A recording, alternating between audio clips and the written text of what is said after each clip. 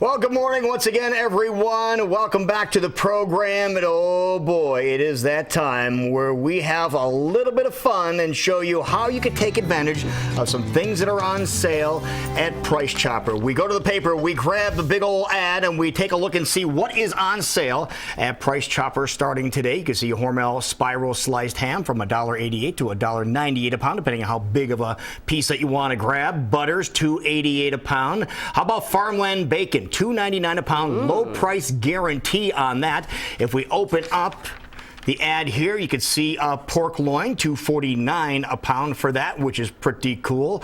Also, we have shank ham, $1.69. That is a pretty good deal there. Chicken breast, look at those. We're talking boneless, skinless for $1.99 a pound.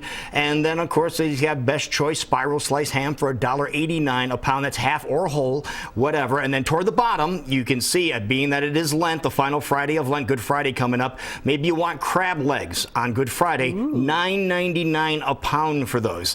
But what we're going to be using today is the spiral sliced ham that you see here. We grabbed the Hormel one yesterday, and we have it cooking here. These little devices here, these roasters, Jackie, oh, they're so simple. So you just throw it in there. You can just put it in the roaster. If you want to use the oven, you can use the oven as well. You turn it 300, 325. All you're doing to the ham, remember, is you're reheating it because it's already cooked. Already cooked. That's the biggest mistake people make, is that they overcook the ham, they dry it out, and it tastes like cardboard.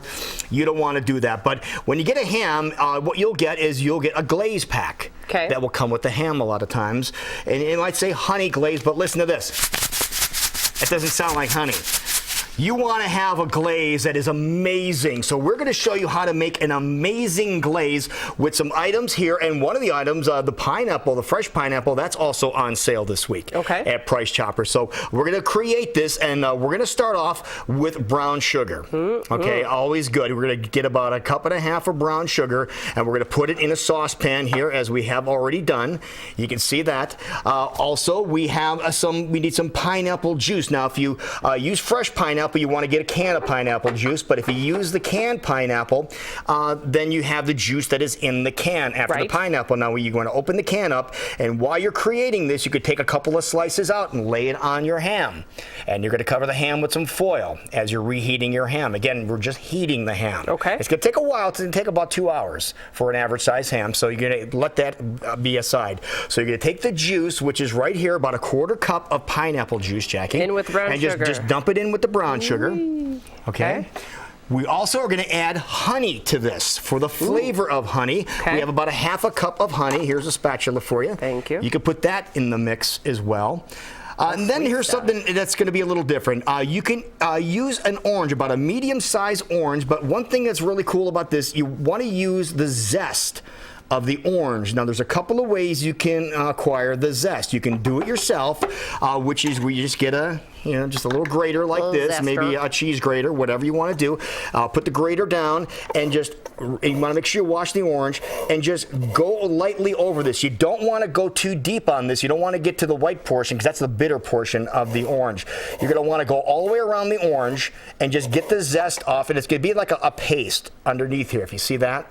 That's the good stuff. Do that to the orange. That's a little time consuming. If you have a grater, maybe you like the bigger pieces, like marmalade type things, you can use a grater, and just take your grater, same type of thing, and just grate off some of the orange peel. You want to get the oils and thing from the orange peel. That's one thing you do. That's really cool. Or you can go over to our friends at Tone's, who have orange peel already done up for you. Maybe you have some orange peel in the cabinet. Maybe you have some lemon peel in the cabinet. You can get away with using that too. So just grab some of that. But for the oranges, we want to use some fresh orange juice. If you have orange juice in the fridge, use that. We're trying to make things as simple as possible. But this morning, we're going to use fresh orange juice. So just fresh is always better. Slice it in half.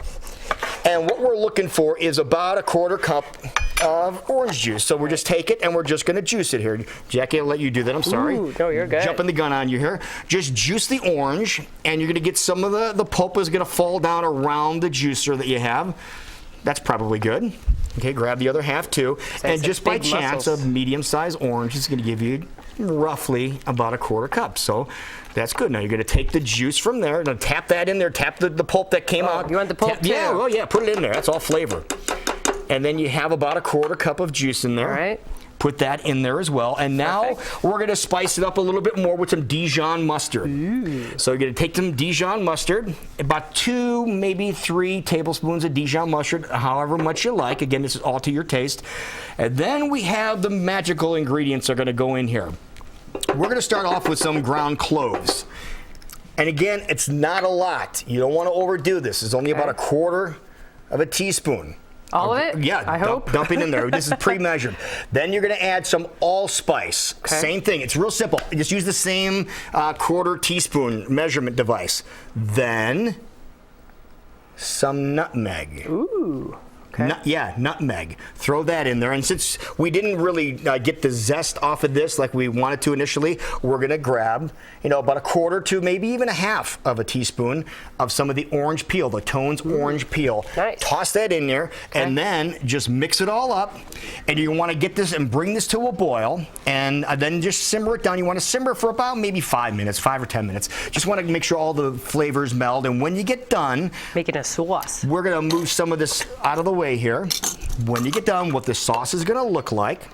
You can smell that already. Oh, it's going to jump out at you. Nutmeg and spices. It's going to look just like this. I'm going to hold it up nice so you can and see. thick. It's going to be really thick. Now, when you're cooking it, it's going to be water thin. You're going to think something's wrong, but this is what it looks like after it cools a little bit, and this is going to be your glaze. You're going to hang on to this for a while.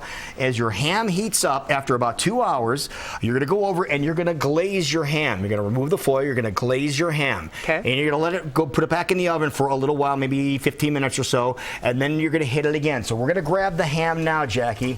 Take it out of the roaster and bring it over. That's a good looking ham. See if I can not drop it on the ground. There you go.